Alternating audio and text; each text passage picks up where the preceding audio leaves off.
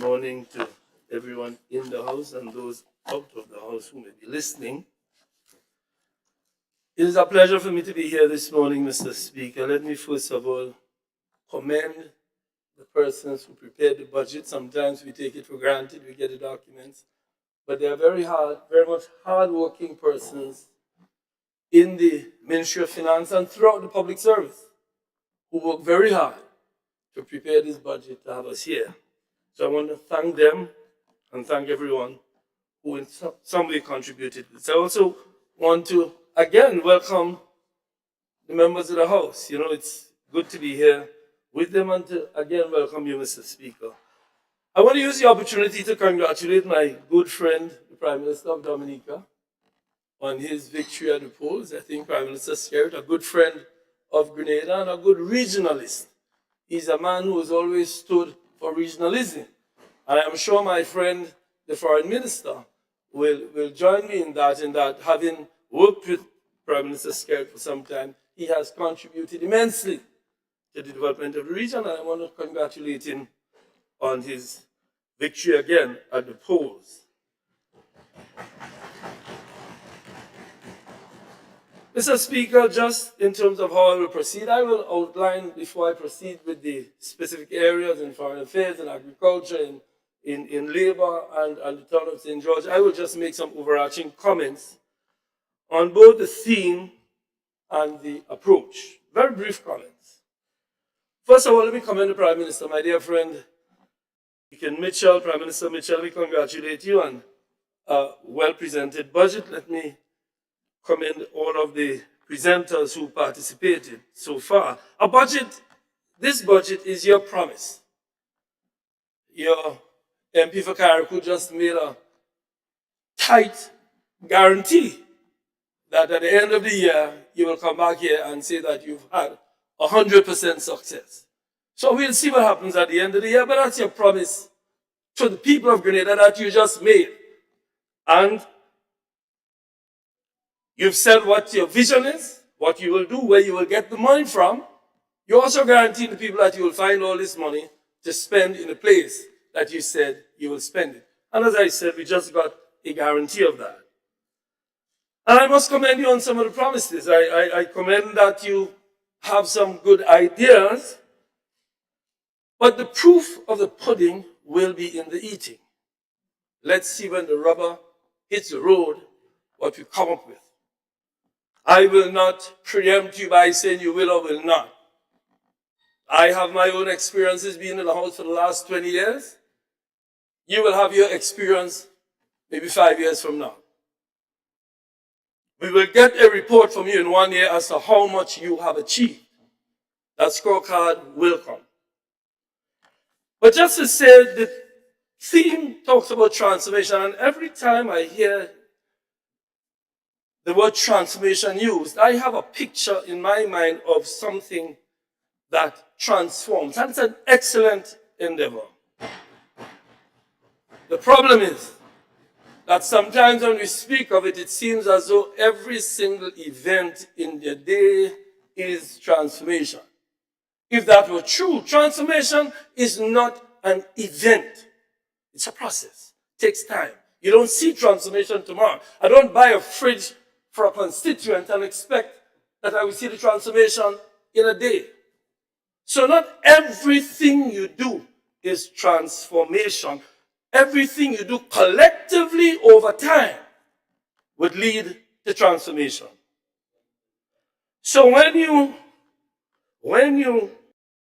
I have done, many things have been done in the town of St. George. We built small roads, so I guess every day I transform the town of St. George. I help people every day, so every day I transform. I think that is,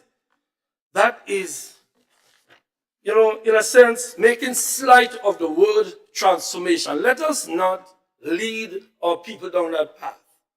Let us not lead people down the path that you do something today and it's transformed the country. No.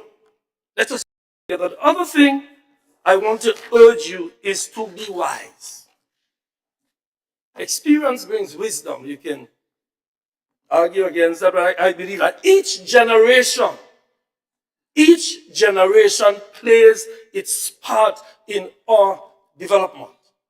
And I'm speaking here not, I am known over the years for trying as much as possible to be non-tribal. I will continue along that path till the day I die. Your season. This is your season. Plant your seeds because it's your season. But do not tear down all of the fruit trees that the other farmer has planted in the previous season. Plant your seeds. But remember, others in previous generations have planted seeds and have borne fruit. As I listened to the budget presentation, there were many examples of this. I don't want to spend much time on that. Several times it appeared he was suggesting that all previous governments have done nothing, including your own previous governments. I know at times you try to stop it on the line. No, you have denigrated the contributions of every government that has come before you. In fact, you suggested that this government only did two things, a port and an airport. At least not this government, but those were the only two transformative things that was said. But the member for Carriacou just gave us a whole heap of transformative things that I can say I do every day. That is not what we mean by transformation. I'm sure the Prime Minister does not mean that when he talks about transformation. He means big things and small things that lead to transformative changes in our society. You can be as critical as you wish. Your role and our role is to be critical of each other and give praise when each other deserves it. You are entitled to be as critical as you wish, but pay tribute to the ancestors. Please pay tribute to the ancestors. Pay tribute to those who labored in the vineyard before you got there. Please pay tribute. We have water, electricity, housing. We have a hospital. We speak as though we don't have one. We have one that was built by the Cubans with the blood, sweat, and tears of the Cuban people. Pay tribute to that. But let's build a new one. Healthcare. Each generation has done its best. It's not easy. You will learn that when you come with your report at the end of the year. You would learn that it's not easy. Even for me, more recent history, those of us who made the revolution made an error in not paying tribute sufficiently to what Sir Eric Matthew Gary did, but we pay tribute today because we have St. George's University, we have trade union recognition, we have land for the landless. We pay tribute to Sir Eric Matthew Gary despite some of the issues we, who made the revolution, we have had. Pay tribute to those who came before you. You see, history is not made by individuals. History is not made by individuals. That is one view of how history is made. History is made, as my dear sister said, by the workers, the farmers, the businessmen and women, the professionals. They are the ones who make history.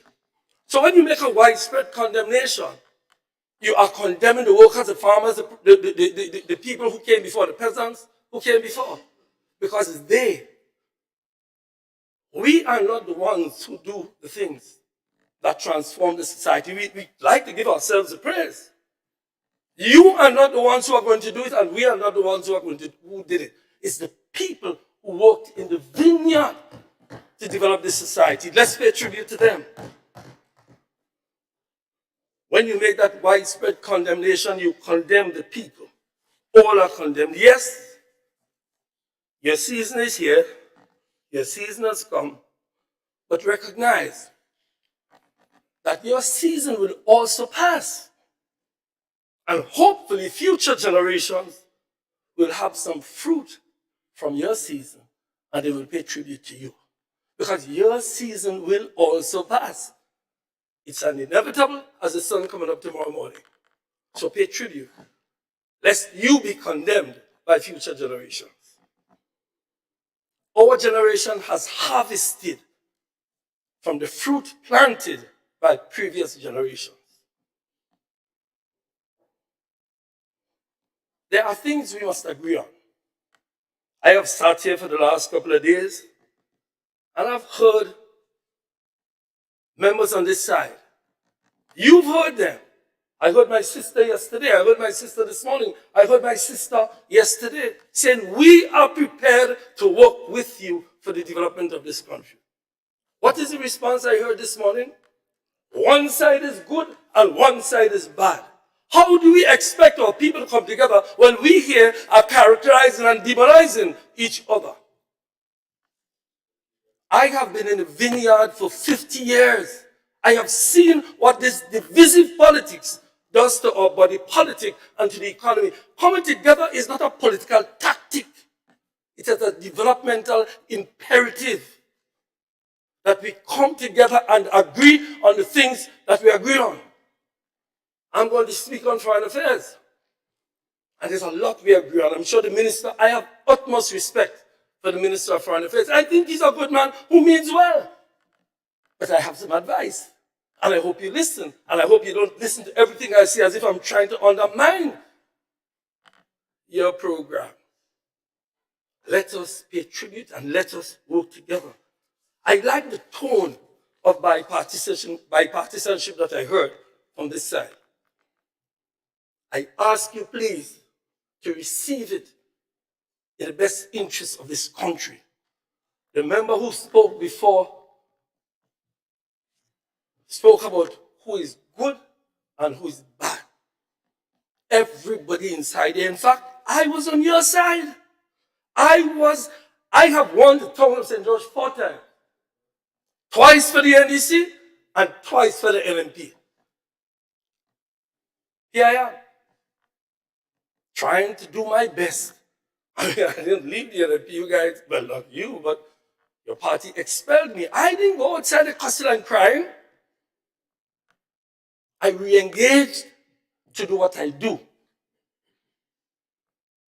To do what I've done for the last 50 years. From revolution to NDC to NNP and wherever I go. So I'm saying to you, listen to us. Take on board what Sister Pierce said this morning. She said, build on what she did. Delma, Miss Thomas, MP Thomas yesterday. My sister Clarice yesterday. But what do we get coming back? So you're saying, let us go to war. No, my brothers and sisters, let us talk about the budget and see how we can build this country. Let us do that. Yes, I know, I know. But you know, I've spoken this way for years, and it seems to me sometimes it falls on deaf ears. But those who don't listen will learn eventually. I have learned. My brother in Foreign Affairs, let me congratulate you on your appointment as Foreign Minister. It's a very important position. Some people believe that Foreign Minister just flies around the world, going and dine and wine and dine around the place. No, it's an extremely important position you hold. And it is one area, and I started on that, where I believe we need bipartisanship. In fact, I have proposed and had proposed that we have some bipartisan committee at the level of the parliament to talk about the foreign policy of our country, because to our multilateral and bilateral partners, there is no NNP foreign minister and NDC foreign minister. There's no NNP Grenada and NDC Grenada. There is Grenada. So my dear brother, I commend you. I commend your focus on Africa. The Prime Minister spoke about the new initiative on Africa. We had some initiatives on that. We spoke with Ghana, Kenya. You said that you're looking to establish an embassy. I want to suggest that the embassy of Morocco, in Morocco, an OECS embassy, be used as a foothold in Africa. It's the north of Africa. And we have excellent bilateral relationships with Morocco, that mission be used, at least initially, until we can do like the other Caribbean countries and establish maybe in Nairobi or Ghana, in Accra. But I want to commend you on that. I want to also suggest that we tighten our relationship with Brazil.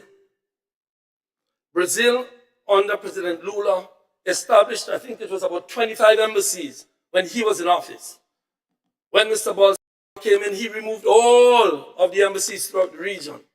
I want to suggest that we re-engage with President Lula in Brazil to ensure that we get as much cooperation as we can. Brazil is known for excellent agricultural production. There's an organization called Embrapa, which is a research organization. You can work with them for our agricultural benefit. I also want to say, Mr. Speaker, through you to the Minister of Foreign Affairs, that, and I see we're on the right path to that, the issue of Venezuela. And again, this previous government was under immense pressure by many persons locally, regionally, internationally, to not pursue the relations we had with Venezuela. We did not submit to the pressure. In fact, truth be known, if Grenada had submitted to that pressure, Venezuela would not be in the position it is in today, with the ability to rebound. Now, the US is looking for better relations with Venezuela because they need Venezuelan oil because of what's happening in Ukraine and Russia. We took the approach where we called for the Caribbean to remain a zone of peace and to ask those interfering to keep their hands off Venezuela. Many persons said, no, we should not, we will offend. Mr. Foreign Minister, our main principle throughout our foreign policy must be what is in the best interest of Grenada. Of course, there will be principles that we don't go beyond, but the fundamental principle is what is in the best interest of Grenada and by extension, the Caribbean. So I urge you and I commend the fact that Venezuela is on the agenda. The ALBA, we became members of the ALBA. The ALBA is an excellent mechanism through which we get assistance. I urge you to pursue that. China, excellent relationship. Again, I don't have to preach on that. The government is going to pursue the one-China policy. I've heard pronouncements. I know there were some people in your party some time ago who did not support the one-China policy. I'm not seeing any indication that those who don't support the one-China policy are in the ascendancy. Mr. Foreign Minister, I urge you to keep it that way. Because the relationship with the People's Republic of China is essential for the development of our country. Let us keep on the path of the one China principle. It has brought much benefit in housing and agriculture, in several areas. I do not need to speak about China and the benefits of China and Cuba. Cuba, United States, Canada. Cuba has been one of the most reliable allies we have in the region. The visit of the president was a good thing. I commend your side for the government for the bilateral arrangements, and I noticed you had the bilateral discussions went way over time. Good sign in discussions on cooperation. India. We forgot India. India is excellent in several respects, particularly ICT. In fact, some years ago, India had established an ICT arrangement with Grenada. You can go dig that up and see what we can do with that. You mentioned in your speech a mission in the Middle East. But we do have one in Dubai. Dubai is not a bad hub in which we can launch into the other areas of the Middle East, also, although politically there are some issues there. But I want to urge that you enhance maybe the Dubai arrangement and see if you can upgrade it from a consulate to an embassy. I support regionalism. I think we all support regionalism. Small island developing states have to come together to fight. I think the member for St. George's Northeast spoke about the challenges small island developing states have. And we do have challenges. Let us not make our people believe we have the resources of large countries. Small island developing states, and the Minister of Agriculture will come to realize that when I come to that, the challenge of land availability, but we'll get to that, what small island developing states, the challenges we have. That is why we have to work regionally to see how we can face the world together. So those are some broad comments I want to make on foreign affairs, except to add one element that is critical. Diaspora relations. It is essential that we do, I think it was in or about 2008 that I coined the term diaspora being the 16th constituency. The member for St. David indicating that you're establishing an office called a group called the Grenada Diaspora Advisory Council. But that came out of an arrangement we had with the IMO. And again, build on what we have done. Do not chop down the fruit trees planted by the previous farmer. Please. They bear fruit. They bear fruit. Any farmer will tell you that. Maybe you clear 2 cocoa trees and you put up a nutmeg tree and a saucer tree, but you leave some cocoa. Diversification. The point I'm making is do not cut down. I have become a little pessimistic about us working together after I heard some comments, but I'm sure the member for St. David would revive my optimism when he speaks at the end. Diaspora relations. We, in the previous government, established a relationship with the International Migration Organization, IMO. I want to thank them as a former foreign minister who made the arrangement for the support to Grenada. We had an agreement with them and they fulfilled the agreement. It included a mapping of our diaspora to make sure that we know what talent is available outside. We talk about capacity. My friend from the Ministry of Mobilization, Implementation, indicated that implementation is low. One of the main reasons for slow implementation is capacity. You will come to know that. I know my friend Lennox Andrews, who was in the Ministry of Finance for many years at a very high level, understands the lack of capacity.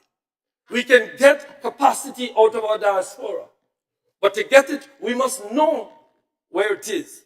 And that is why we work with the IMO to map our diaspora so that we know where our diaspora community is and what capacity they have. Mr. Foreign Minister, I would urge you to look at that. Unfortunately, the office that we established in Grenada, the Office of Diaspora Affairs, was shut down 2 weeks after election. I don't know why. All I can say is I find it unfortunate. I find it unfortunate that the staff was sent home without a proper briefing as to where they were with their IMO arrangement and where they were with the diaspora. I believe that even if you believe, as my sister said, that it was sensitive politically, that the best thing to do is to take a briefing from them, debrief them before they leave. I find it unfortunate that there is no Officers of Diaspora Affairs, and don't take this as a criticism that you want to launch an attack on. It's an observation that you may very well be able to explain. If you can explain it, if you think I'm making a good criticism, then re-establish the Office of Diaspora Affairs. It is necessary, both to deal with the diaspora and to deal with those people who have returned from the diaspora. Ambassador James, who was at the diaspora office, is known to be a professional, decent guy. And he was doing an excellent job. So I want to pay tribute to all of the people who worked in the Office of Diaspora Affairs. Dr. Neville Ying, a consultant from Jamaica, Sir Michael Mitchell, the other staff, Tricia Mitchell, who was the project manager, and those persons in the diaspora who we consulted with for years in order to do it. The diaspora is not a group of people who are just there to send remittances. They can do much more than that. The policy that was adopted, because there is a diaspora policy coming out of that arrangement, dust it off and read it. It gives us a roadmap as to how we engage the diaspora so that we can help them in the transformative process. I quote the member for St. David when he said, the success is dependent on the endorsement and support of all Grenadians at home and in the diaspora. So in order to get them on board, you need to engage them, and the Office of Diaspora Affairs is a good place to start. So, Mr. Speaker, with respect to foreign affairs, I want to say to my colleague that there are opportunities there. There are opportunities with our bilateral arrangements, our multilateral arrangements, and I speak too about engagements with CELAC, engagements with CARICOM, engagements with the ALBA, engagements with the UN, that these engagements must be enhanced. And we on this side are prepared to work with you in those bilateral arrangements and those multilateral arrangements. We have established contacts and people in these places who know us. And diplomacy is a thing that is dependent on relationships. So we offer again, for what it's worth. I know my friend from Caribou talk about that side is this and that side is that. Only one side I know, and it is called Grenada. I was hoping if my friend had supported constitutional reform, I could say Grenada, Carriacou, and Petit Martinique, but he did not want Carriacou to be on the name, so I have to call it Grenada. Maybe next constitutional reform process, you will support putting Carriacou on the name of Grenada, so that Carriacou really feels a part of Grenada. So, my dear brothers and sisters, I move on. I move on to agriculture. Now, agriculture is not easy. I'm sure my friend from St. David sitting at the back, the minister, will learn that very soon. Agriculture is easy. Let me just give you one stick on agriculture that blew my mind. That Grenada has 78,000 acres of land. 78. I thought we have 78,000. Carriacou has 8,500. And Petit Martinique has 575 acres. Of this amount, less than 10% of our land is flat. And less than 10% consists of crown lands. It means that government availability of land for agriculture is not as big as we think it is.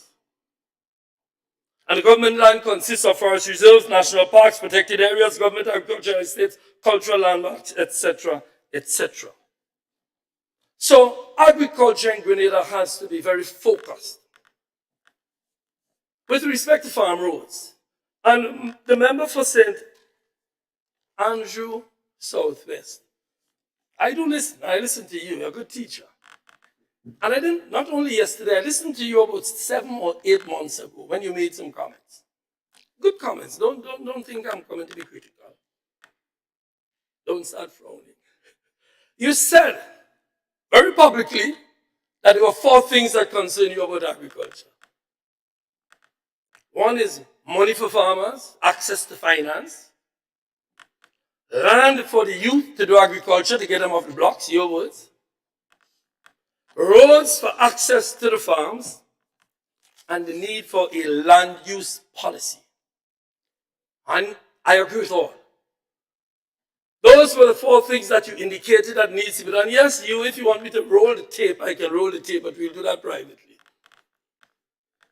With respect to farm roads, I won't go into details, but this government spent millions and millions of dollars over the years to build farm roads and give access to farmers in this country. In 2021, $46.8 million was budgeted and more last year. So farm roads, a lot has been done. With respect to land and agriculture, I hope my friend is hearing. We launched what we call the Land Bank Project. The Land Bank Project. The Land Bank Project is a project where it's a regional project, an OECS project. Grenada is the only country in the OECS who implemented the Land Bank Project. The first OECS country to do it.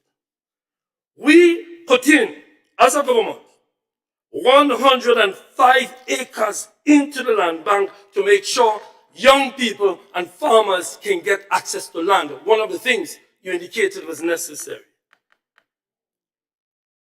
We also invited private landowners because, like I said, 10% of the Grenada land belongs to the government. The other 90% is in private hands. And there's nothing you can do unless you want to go back to the good old days to take people land from them and put it into government land bank. You can't do that anymore, Mr. Andrews. So what do we have to do? We have to find a way to convince private farmers that the land will be safe. And they're very reluctant. Because as far as they're concerned, and my friend, we had discussions on that, the member of St. David knows the difficulty of convincing a private landowner to put his land in the hands of somebody, and if he wants it to get it back, how does he get it back without all the problems of going to court? So the land bank was launched. 38 persons were trained in agribusiness. They were trained by GIDC, SIA, and GDB.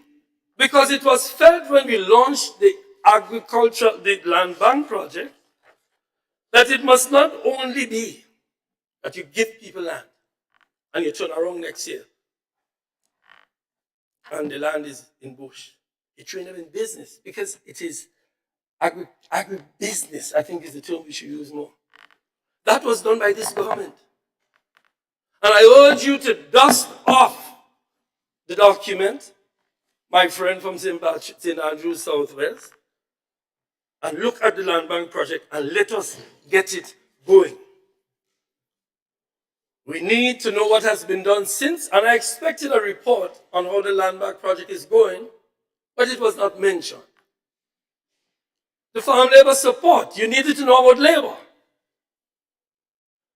This government in 2021 spent $2 million to assist farmers with labor support. One of the biggest problems you will hear about in the industry. Talk to any farmer, and you'll be pleased to know that I consider myself among them. Mr. Andrews knows my portfolio. So we spent, and $2.5 million was budgeted in 2022. We need to know what is the status. You need to report to the Parliament what is the status, what has been done with the Farm Labour Support Program. Of course, it needs improvement. We get a whole heap of complaints. In fact, my colleagues in cabinet would be beating me up every week. Peter, we need to do this. It's not easy. It's not easy getting the Farm Labour Support Program going in a way that seems to be equitable. In addition to that, we need to improve it to the extent where the results of what they do. One of the problems we had is that you give a farmer support to cut down the land this year, and you go back next year and realize the land back up in bush. So it needs to be managed. People with good intentions find a way not being able to develop it. So we need to work on the Farm Labour Support Program and give a report as to where we are. I want to commend the Extension Division. People like Lawrence and Louis who headed it. And I will come to the issue you raised about leadership inside of the ministry.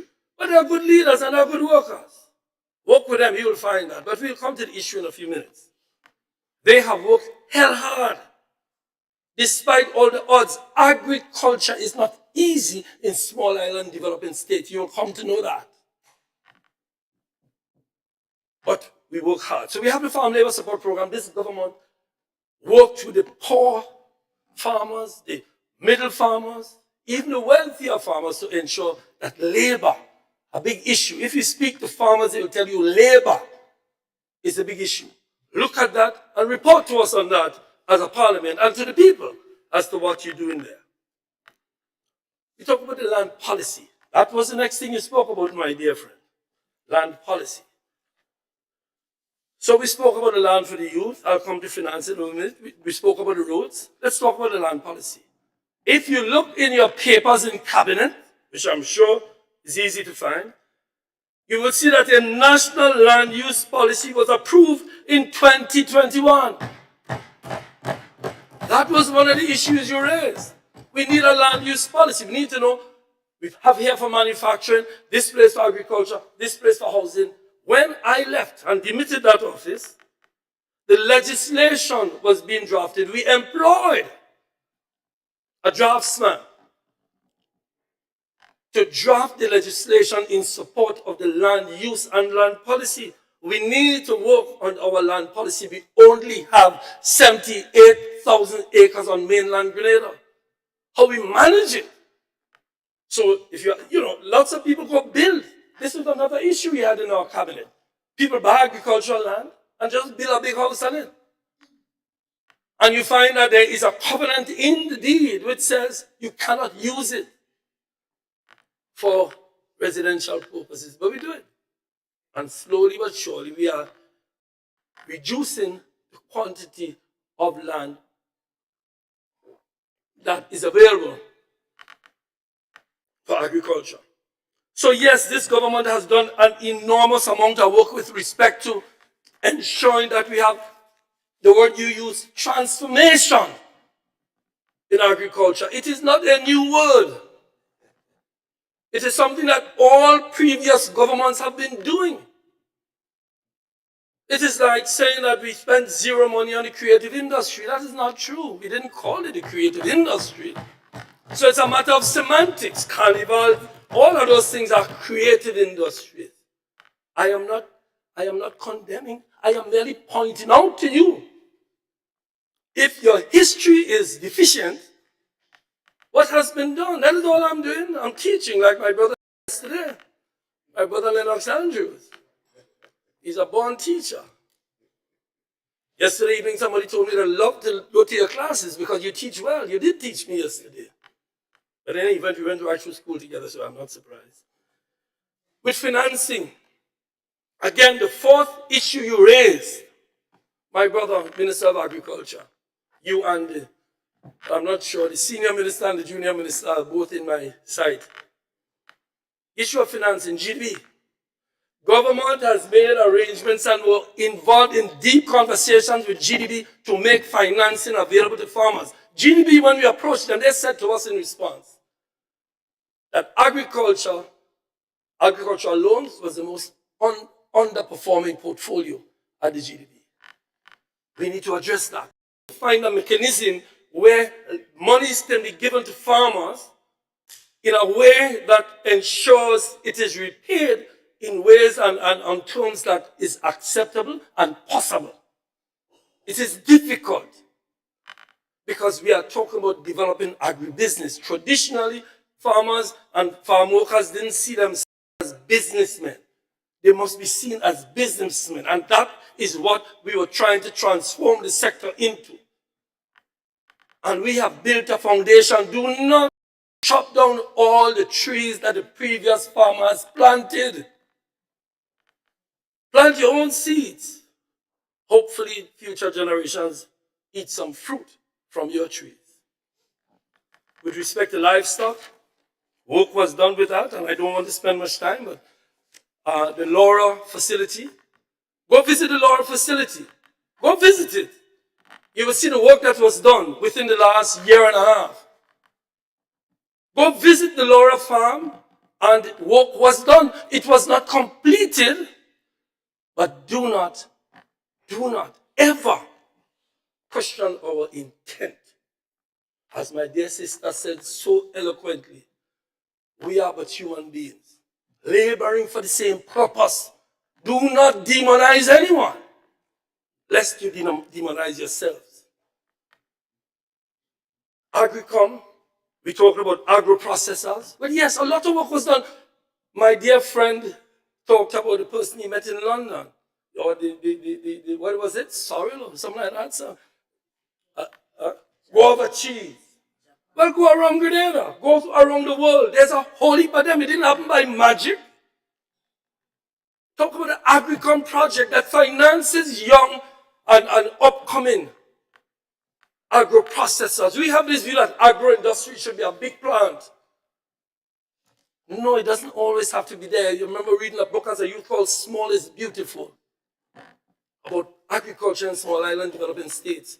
There are whole heap of agro-processors involved in many things. They're involved in coconut water. Look at the coconut water industry.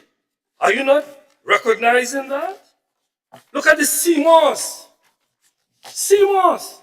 A new thing that is happening. But it was done with the assistance of financing for mechanisms set up by this government. Don't condemn that. Morbi, the chocolate factory, my dear brother, the GCA and GCNA, one of the most amazing experiences I had is going to my first meeting. The Minister of Agriculture currently was there.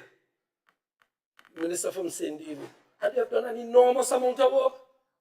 And when I hear the amount of money you're making up in that chocolate factory in Victoria, Mr. Speaker, I was amazed. But you know that, because I was given a lovely basket of all the things that were being done as agro-industry in this country. Agro-industry is not a big factory. It is the transformation of raw materials into a finished product. And it is being done. So do not for 1 second, why is no one saying these things are happening? But I have to say it is happening and you have to condemn what happened. That is not how transformation takes place. And let me address that. We will never be transformed if we don't come together. We will never achieve the transformation you are speaking about until we come together. Because when you build, I will tear down. And when I build, you will tear down. When you get into office, you fire everybody that's working for me. And when I get into office, I fire everybody working for you. Is that transformation? My dear brother, government estates. I'm sure my friend, the minister from St. David, visited Grenada Estate. I'm sure the members in the people in the ministry would have taken you there. And I'm sure you've seen the transformation there. We have put in Grenada, we spent $500,000 in 2021 or was it 2022 in order to transform Grenada. The government made an attempt to commercialize, with very good intentions, to commercialize Grenada, Bellevue in the first instance. Grenada didn't work out. We decided 2 years ago to place Grenada back into the hands of the state, and we spent $500,000 to transform it. 39 acres was put back into production. Take a drive to Grenada. I know my brother from the south loves to drive around the country. Go to Grenada. You see for yourself. Go to Mongrel. You'll see for yourself. No agriculture. My brother, I'm going to make a recommendation to my dear brother, Minister of Agriculture. Engage the private sector person on Bellevue and see if we can get that going. That turned out to be a difficulty that I accept, and we need to transform it and bring it back. Either get them to do what they promised to do, or get it back into government hands. There is a 10-year plan for Grenada. Dust it off, look at it. Don't cut down that tree. Don't cut it down. GCA, GCNA. My first encounter with the Speaker of the House was in meetings on GCA, GCNA. Nobody will doubt that we need to find ways to merge GCA and GCNA. It is a hot topic that everybody is afraid to touch. But it has to be done for the economic benefit of the farmers and the associations themselves. And we must not use the issue of commercialization and liberalization in order to confuse the issues. They are two separate issues. Merger is necessary in my view. And I think we got a long way to getting it done. I think there was a commitment. If you dust off the files in your office, Minister of Agriculture, you will see that there was a commitment on the part of GCA and GCNA to pursue the merger. And not to forget the millions of dollars that the government spent supporting these organizations over the years. Government must be given credit for that. That is agriculture. So when we speak of agriculture, as the member said yesterday, give us a couple of claps on me when we do some good. Please. The chocolate factory and the other things done. I went to some I had a wonderful time with GCA and GCNA. My brother, the clerk, also a serious farmer. Andrew Augustine, a good farmer, who has also taught me a lot about the sector. You know, that was the best time of my ministerial career, but we'll come back to that at another time. Agronomy. We need to do more research. We need to do more research in new products, new crops. You see how soursop came up? Out of nowhere, soursop came up and became our green gold. We need to find new crops. There is a gentleman from St. Andrew, don't want to call his name here, I didn't get permission from him, who has a proposal in your ministry to lease some land in order to do new crops like leeches, crops that we have access to. And a critical thing that you didn't observe. Why do you think soursop is so important to us? Because the hard-working people in the Ministry of Agriculture were able to get access to the US market. Grenada is the only country in this part of the world that the fruit, the source of fruit, can go into the US. That was not done by magic. I sure prayer helped, but prayer was not the only thing that got it done. It is hard work of the government and hard work of the people inside of the Ministry of Agriculture. Give credit there. We must do more to find new crops. And that is a thing Brazil can help you with. You know, Brazil is known for soya beans. Soya beans was not indigenous. But when the Brazilians looked at their soil, they realized that, listen, there's a crop that people need, there's a crop that our soil can do. They plant soybeans. Today, they're one of the largest exporters, if not the largest exporters of soybean.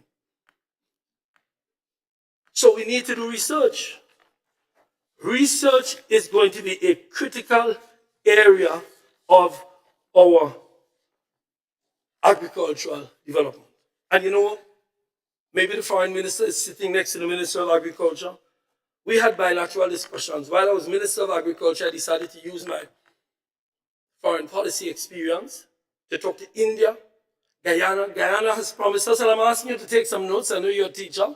Guyana has promised us several scholarships to train our extension workers. Years ago, Guyana was a hub. The Minister of Foreign Affairs could look into that for you to see where that is, but we had an agreement just months before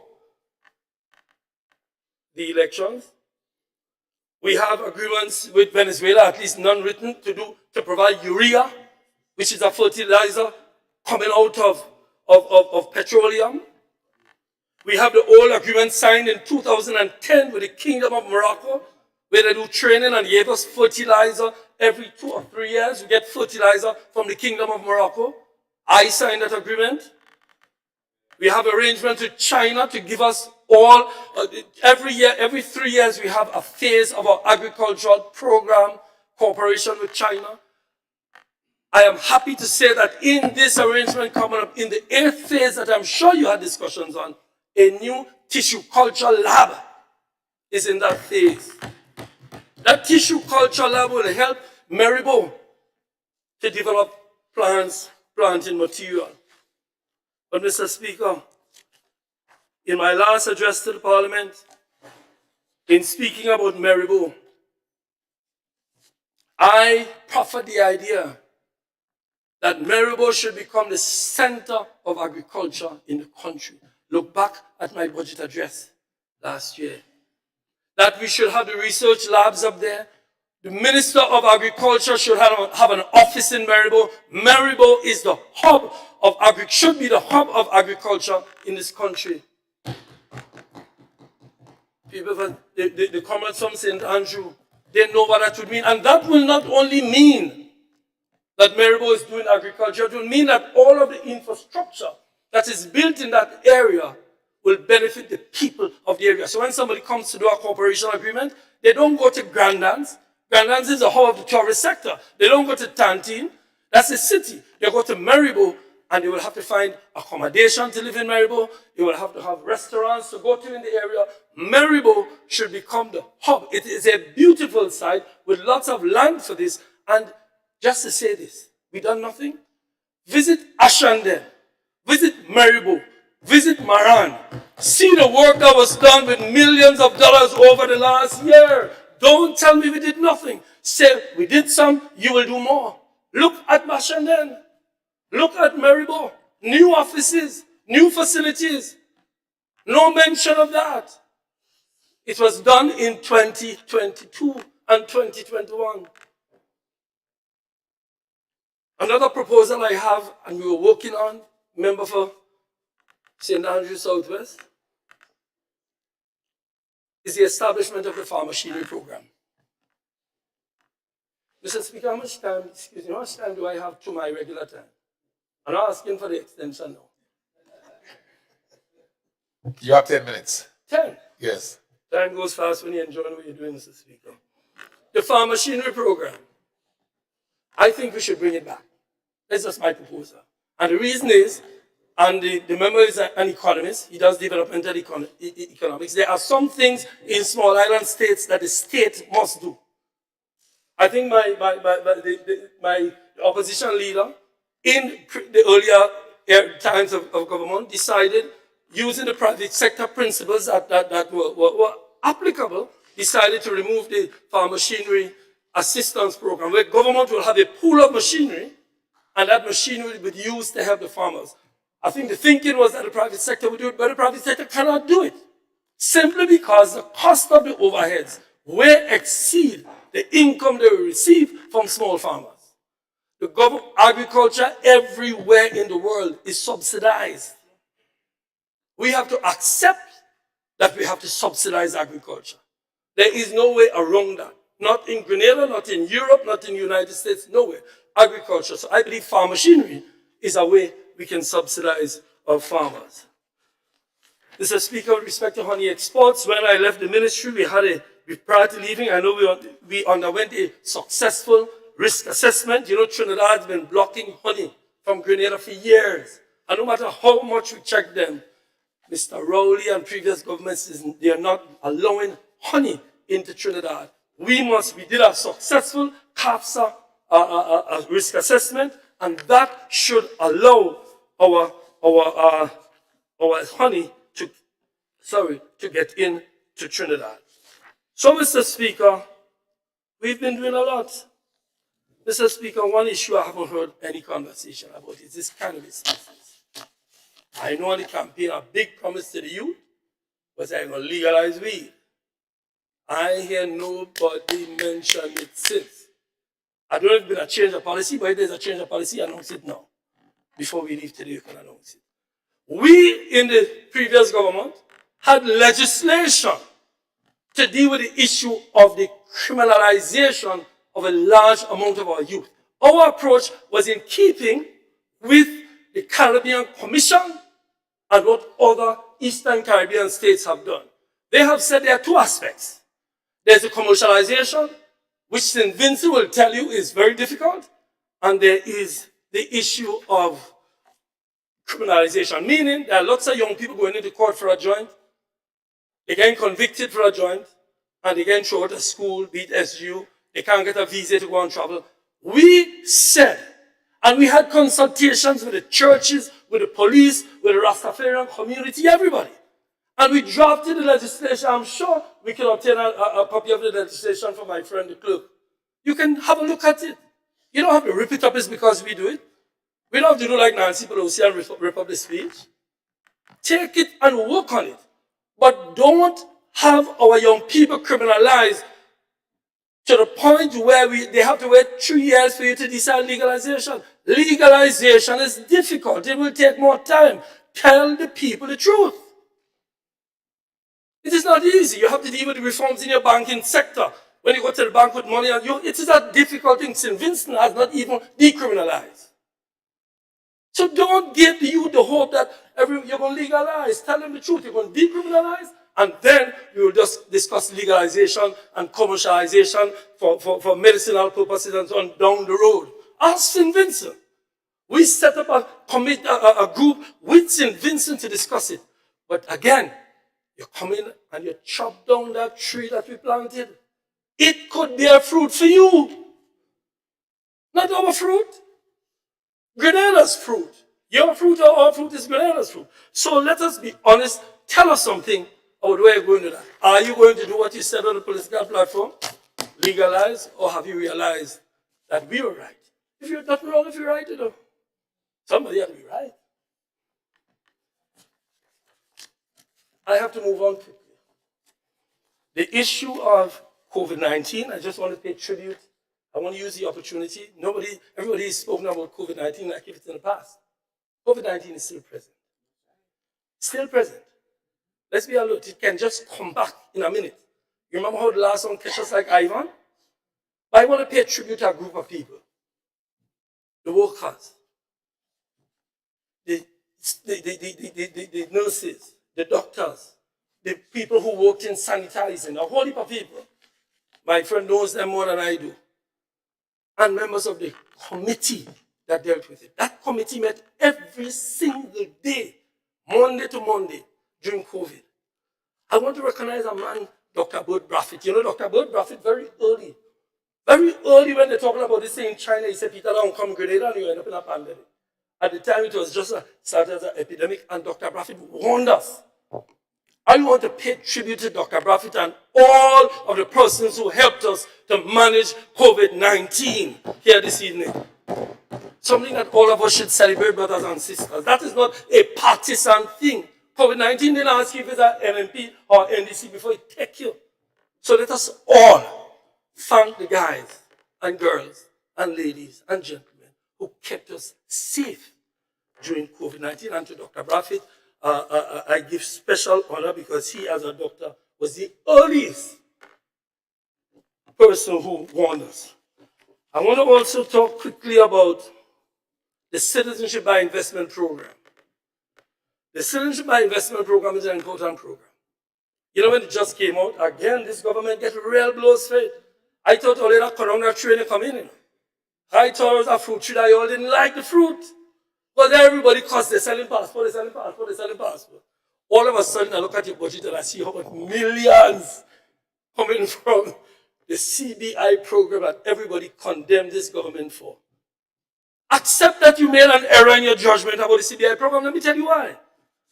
The CBI program is one of the results of lack of resources in small island developing states. My brother, Lennox, you know that. It is not Grenada doing it alone. It's all over the world. Portugal, Greece, everywhere you go, there's CBI programs. Why? Because it is a way of raising funds for small island developing states. Here's one thing I would say about the CBI. And I've said this to the opposition leader, when he was Prime Minister, and I say it here again. We should use the funds of CBI in sectors like the agriculture sector. We spoke about the library. I have advocated, you see when you're, well anyway, I have advocated and recommended that the library be one of the recipients. In fact, I brought somebody to visit your house to see if we could do it as a CBI project, because I believe your house should be the place for our library and archives. Because you don't want to just build a library, you want to build archives. So all our history can be researched there. All the material we have in the fort that was brought back from 1983. And then we have a place downstairs of your house so that we can display our artists. Part of what you call these days your creative industry. Everything cannot be done at the same time, but you can build on what we started.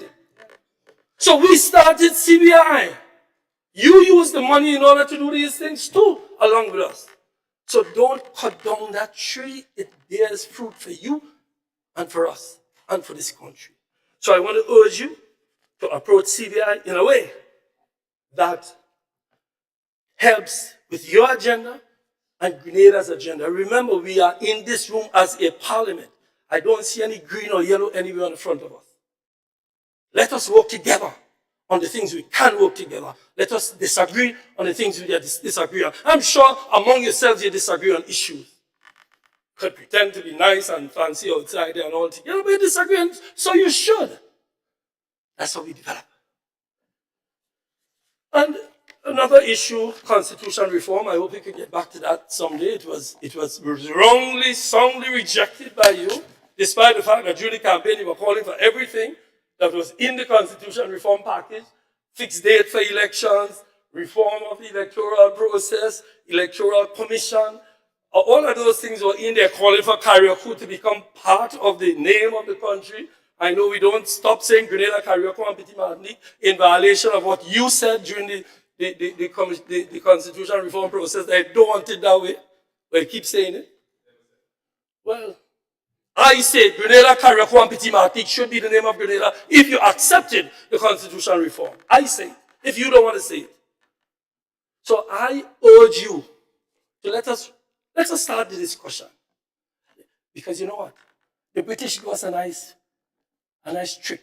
They gave us a very divisive political system, and they gave us a mechanism to change it that it will never change because of the divisive system. Let us not fall into that trap. Let us not fall into that trap. Comrades, I'm just making my recommendations. The other issue, Mr. Speaker, I just want to mention briefly labor. I want to say, and I don't have enough time to go through all of it, but if the Minister of Labor, you can advise, goes into the documents that was sent to Cabinet and the offices upstairs, you will see a document where there was a comprehensive report on what we believe should be done. Much was done over the years. Much was done over the years. I don't want to go through it now. I don't have enough time. But certainly, I was very proud to be a Labour minister who worked to mediate and who worked to ensure that persons can go to Canada to do farm labor, that persons can go work on ships. That is my 5-minute warning. Huh? But you normally give a 5 minute. No, I requested to know when I'm ending, but you also have to warn me as to when I'm ending.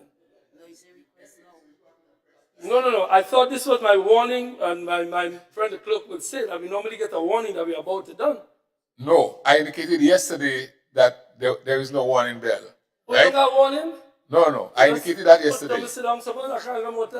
Honorable, I just indicated to you, I gave you how far you were. I said 10 minutes. Remember?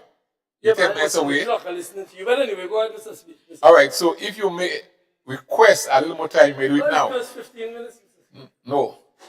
I can award you 8 minutes maximum more. So because I need to keep it tight because of the program today. Even though this honorable MP, no other presenter got those 15 minutes. I'm trying to keep it tight. So 8 minutes is extended to you, honorable MP. I don't have a problem. Why are you intervening in that? Let me and the speaker talking.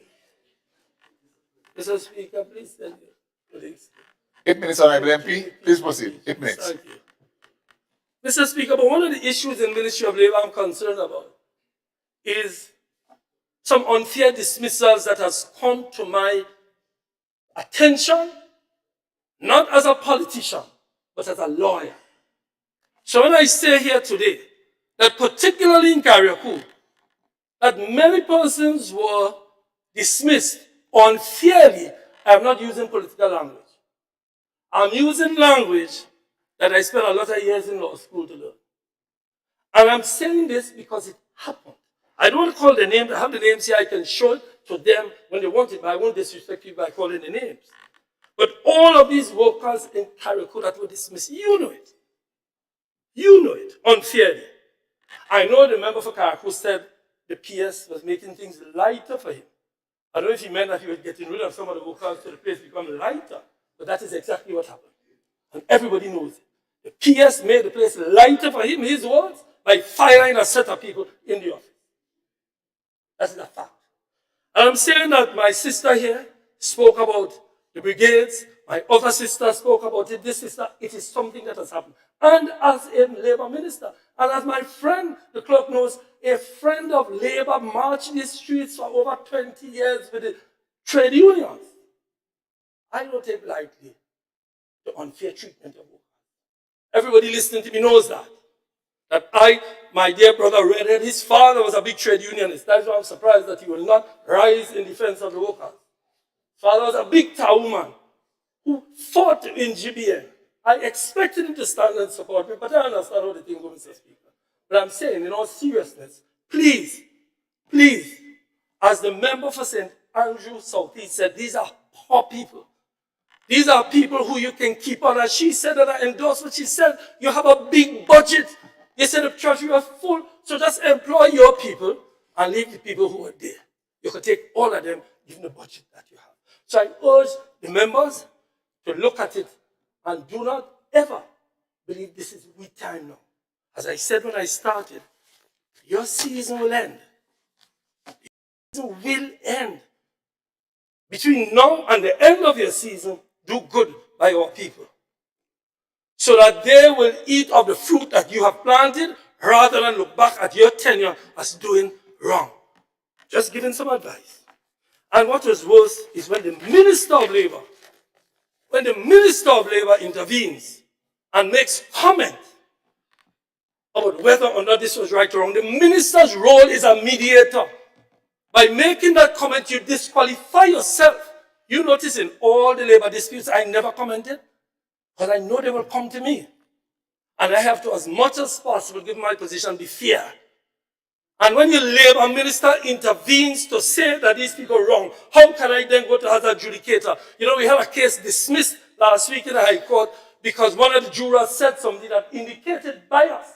A case that went on for a month was dismissed for a retrial. An adjudicator has to stay out of the fight. My brother Ron knows that. I expect him to pound the table when I say it. His father was a champion trade unionist, good friend of mine. And I expect him, you know, we heard rumors that he was going to be Labour minister, but it didn't work out, but to our disappointment, but we're good. So, Mr. Speaker, I urge the other side to put a muzzle on those who would speak in a way that affects the rights of all workers in this country. Mr. Speaker, just a minute on the constituency. I want to say that I want to endorse what my sister said about people, brigades and all of them being sent home. That's a fact. Don't tell me it didn't happen because I could have bring the people and put all of them stand up outside. They were sent home because they were not your supporters. Period. And your supporters were put in. I'm not saying you don't have to do it, but you have enough money to employ yours and those who were there. You say the treasury was full of money. Don't say one set up of people and feel you're going to come back at the beginning and etc. We continue on the same path. Is that transformative? Maybe it is because my friend made everything transformative a while ago. Anyway, I want to thank the people of Thomas and George. I represented them. This is my fourth year. Twice for the NDC, twice for the NMP. And a lot has been done. Housing assistance, the river mitigation project. Talk about things. I'm going to pop the table. Done by the NDC, that river mitigation project is big. Give me a pound table for that, it's big. Yes, find a way to criticize it. Well, on the campaign, you all said you all got chopped down the wall, so I didn't see the wall come down yet. They said it was too big. I have the tape. We have the Chinese housing project. Thanks to the People's Republic of China, we have a housing project. The toilet and bath program. You talk about giving people dignity. You talk about dignity. Dignity is not building a big building. It's giving poor people a way to carry on the household obligations in dignity. You should give the government a pound table for the toilet and bath program. The Empower program for the youth. You know when youth have been trained in stuff because of the Empower program in the town of St. George? Then the roads. You talk about Calata Road, Mitchell's Lane, Monroe, River Road, Main Road, roads in Darwell, the Tantine Road project, all of them. Based on your analysis, my friend from Karakou, the town of St. George has already been transformed. Your word, because you bought a truck and you said the place transformed, it's transformation. So we built all these roads, and we could tell me it's not transformation. It's transformation. The new wing of the hospital. What was the new wing of the hospital? Here's what I make of the new wing of the hospital. The new wing of the hospital should be named the Winston Thomas Unit. The Winston Thomas Unit. My brother Lennox, I know you won't support me on that. There is a cabinet conclusion on that. If you are going to reverse the cabinet decision to name, Dr. Thomas was the one Cuban doctor who was always in the emergency unit. Number, I used to call him at 3 in the morning to help people, and he came out. Please, go back to the conclusion and let us have that implemented, or else the people of the Thomas St. George will not be too happy. Brothers and sisters, the National Stadium. I didn't hear you call all these projects the National Stadium. It has transformed economic activity in the River Road area. I know you want to stop the shows, my dear brother, but the shows have brought a whole heap of money to the people of River Road when they have them. Please don't stop the shows. They do well for the people of the community. The River Road people will not allow you to drive through on your way home every evening as you normally do. Please, work with me on that one. Don't stop the shows.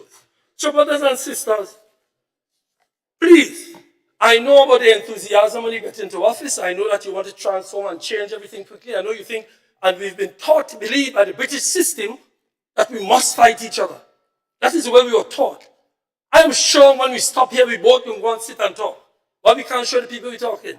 Why can't we show the people that we work together to build this country? Why do we have to put up a front here that we fighting each other, and when we go in the back, we sit down and have a drink? Let us do it here. I reiterate, Mr. Speaker, one sentence. I reiterate the offer of this side, made through all of the presentations, that we are prepared to work with you to achieve Grenada's objective But do not believe that we will not criticize you on the way forward, because that is the way it works. That is the way of democracy. We lend our support to the achievement of your agenda, because your season is now, but your season will come to an end, and we would have all benefited from your season, as we have benefited from the season of the generations who came before us. Thank you. May God bless you. I wish everybody a Merry Christmas, and do have a wonderful, wonderful weekend. But Happy Christmas. Thank you, Mr. Speaker. Thank you to Honorable MP, Breton of St. George, for your typical presentation. And now we